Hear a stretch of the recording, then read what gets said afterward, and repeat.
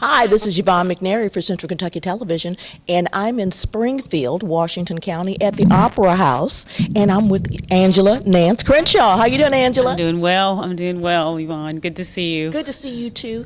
You know, Angela is going to be performing in their latest production here of Lady Day at Emerson Bar and Grill. And Lady Day, now, would that happen to be Billie Holiday? It would happen to be Miss Billie Holiday herself. God bless the child, Miss Billie Holiday. Yes, yes. Fantastic, Angela. I've followed your career for several years now, and it looks like you've hit just about every county in Central Kentucky. Meaning that I started here 10 years ago at the Opera House here, and my first show was doing Nance. So I'm really, really excited to be coming back here and doing the Lady Day production. Oh, gee, that sounds really great. And for those who don't know, tell us a little bit about Lady Day. Lady Day is a story about Billie Holiday. It's this particular show will take place about 4 months before she dies, and it's around that period. It takes place in Philadelphia in a bar called Emerson's Bar and Grill.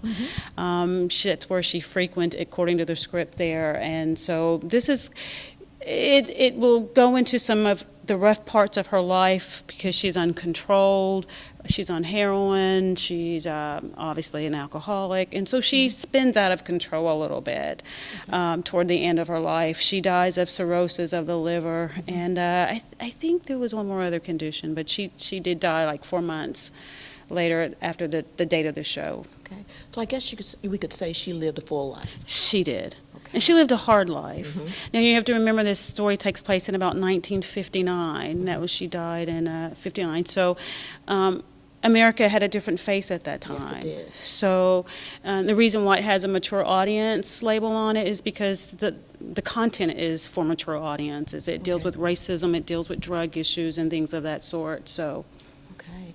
And back in that era, of course, for a woman and a black woman to be involved in the entertainment industry, it was a little hairy. Yes, it was. It wasn't always safe. Yes, you're exactly right. You're exactly right. And part of her plight was it wasn't safe for her growing up. She was raised by a single mom, and she ended up in prostitution at 16.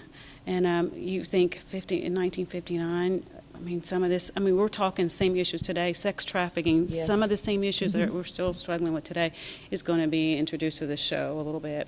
So. Okay, now I know too that Lady Day had a style Yes, her own. she did. She did. Her style comes from, she loved Louis Armstrong. Okay. And they called him Pops back then. Louis Armstrong and Bessie Smith.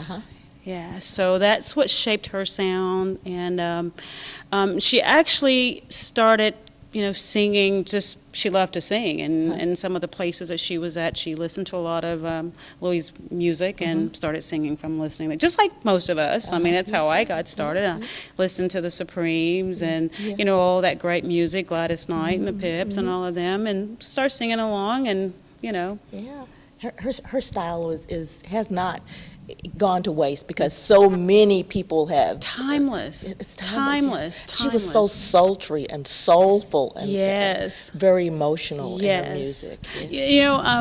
Somebody had asked me, I think it was Cindy, our costumer, she had asked me, she said, do you think that Billie Holiday and some of those folks realized what giants they would be today, such icons, and I thought that's a great question, but, they were struggling, they were just trying to make it, they were just trying to live day to day in the struggles because, again, this talks about 1959, it was a very segregated America, so the struggles that came along with that, so, no, I think they were just grateful that they could make a living doing what they love to do. Yeah, what a legacy.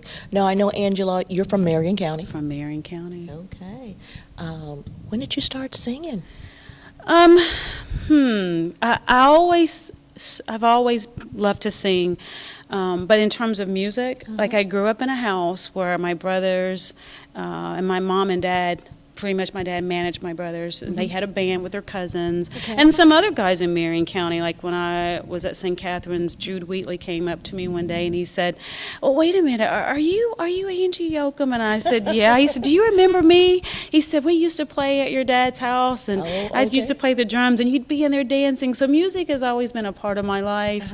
I played violin when I was 5, and so I've always been musical. Yeah. I know you play the keyboard. I've Yes, seen you do that at yes, church, yes. yeah. A little bit, Yeah, a little you did bit. a great job. Thank you. Well, and you moved from the. Did you have great aspirations for music, or was it just a side thing you thought you'd do? Yeah, I just loved it. Now, over time, I played in like some R&B groups. I've played in praise bands.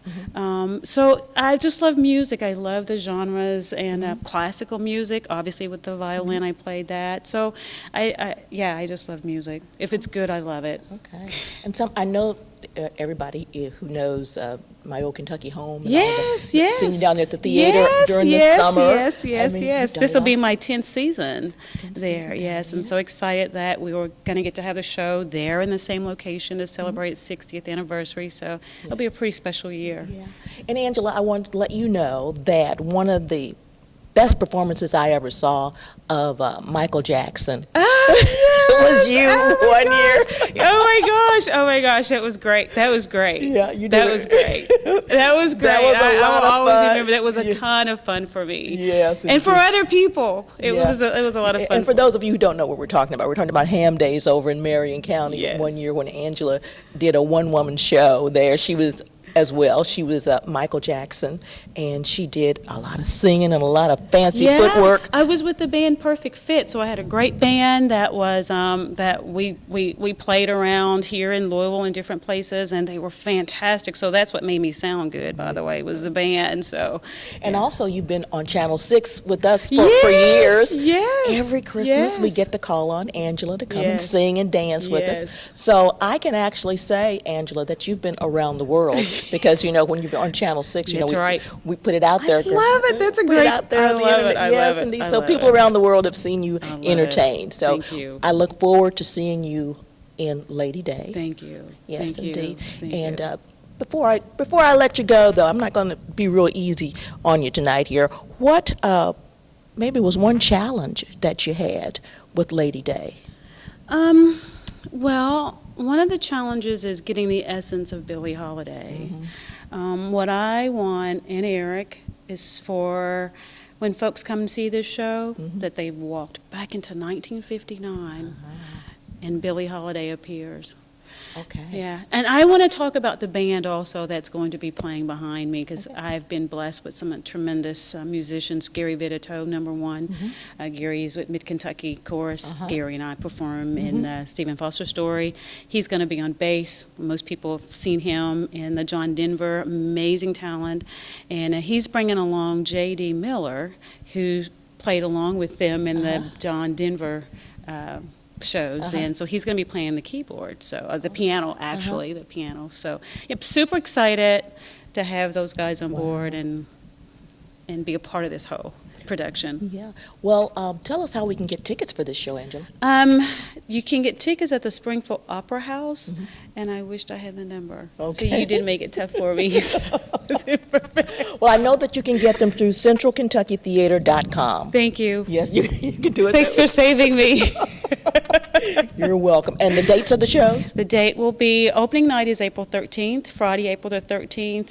Friday and Saturday, the shows will be at 7 o'clock. On Sunday, the 15th at 2.